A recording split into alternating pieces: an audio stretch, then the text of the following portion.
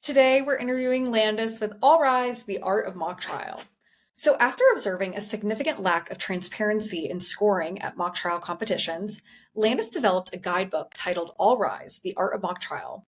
The booklet is designed to provide competitors with easy and clear to follow instructions about the scoring process, as well as practical tips, strategies, and other essential guidance to help them improve their performance.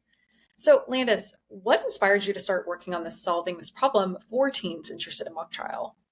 Well, I am one, and I went to my state's competition this year, and I actually managed to go to the finals. And everyone told my team that it was a very close competition, and then the other team won all three awards: Best Witness, Best Attorney, and first place in the state.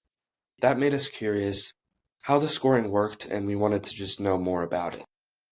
Definitely. So, teach us some important things we should know about mock trial and how it works. Briefly, in case you don't know anything about mock trial, at least in Delaware, it's over the course of 2 days, and every school goes to 4 rounds. And then, based off those rounds, whoever performs the best goes to the state finals. Um, the only way that students know how the competition is scored is through cryptic scoring sheets hidden on the mock trial website. So, no one really knows how to get points, how to do well. You kind of just try your best. Yeah, so based on your experience with mock trial recently, tell us about the pictures we're seeing on the screen. What are we looking at? The picture on the left is me at the final banquet after the competition was over, waiting for the score. The picture on the right is receiving second place. We were told we were so close, yet the other team won all three awards. The whole team just wanted to know how it is scored and what made up that difference. We're still proud of second, but really we want to know how to win. Of course. And so, what is your solution then? My solution is called All Rise, The Art of Mock Trial, and it's a mock trial guidebook that will help mock trial competitors perform better in competitions. So, what's the first experiment you ran to tackle this problem? The first experiment I ran was to test judges and see how they think while they go through the process of scoring. What I did was record my friend Jordan running through her performance as a witness in the competition and forwarded that video via email to a few scoring judges.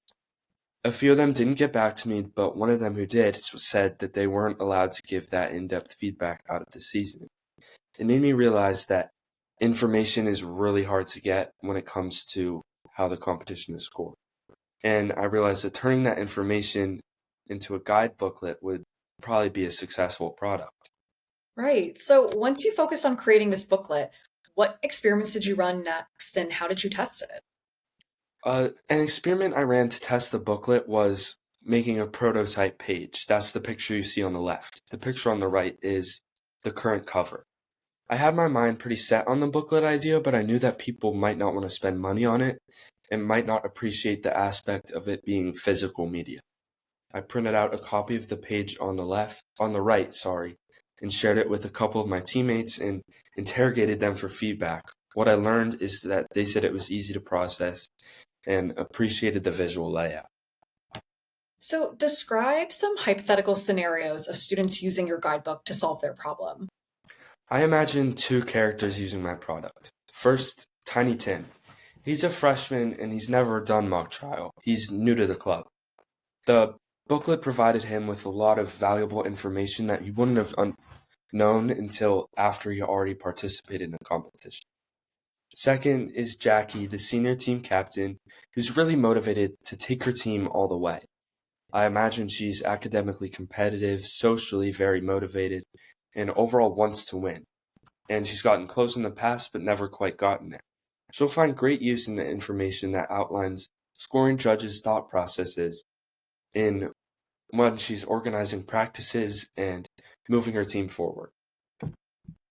And so, what is next for your project in the booklets? The pictures on the screen right now are my product as zines, printed out piece of paper folded up to resemble a book, and I still would like to bring my product to print as an actual book. Also, once I deem it a success in Delaware, I think I could figure out how to adapt it for other states and expand the market and scale to a larger size. I like your vision and your thinking. So, in the last 12 weeks, what is something you did for the first time and what was that like for you? One thing I did for the first time in the last 12 weeks because of this program was mixing my own Starbucks drink. Early on into the program, we had to practice rejection therapy, and I decided to ask the barista if I could go behind the counter and mix it myself. I was expecting them to say no and just go home. And then one of the times I tried it, they actually let me do it. And it taught me to keep my mind open and not be stuck on answers I receive or I expect to receive. And what was it like going through this innovation process in a cohort of other teens? I think going through this in a cohort of other teens really helped me process my product and understand that we have similar perspectives, right? And I also ran into a few other teens that were interested in mock trial, and they told me that they ran into similar issues, that the scoring was difficult. Actually, someone that went to the same competition as me messaged me and was like, OMG, so relatable. And I thought it was so interesting that we had the same problem. One of the people in my cohort was interested in horseback riding, completely different than anything I'm interested in, but I still provided her with a few contexts of people that I know that do horseback riding. And turns out she already knew one of them, and it just reminded me how small the world is. Teenagers, we're in high school, and that feels like our entire world, but this cohort kind of taught me there's a whole world around me, and it's not that hard to access it.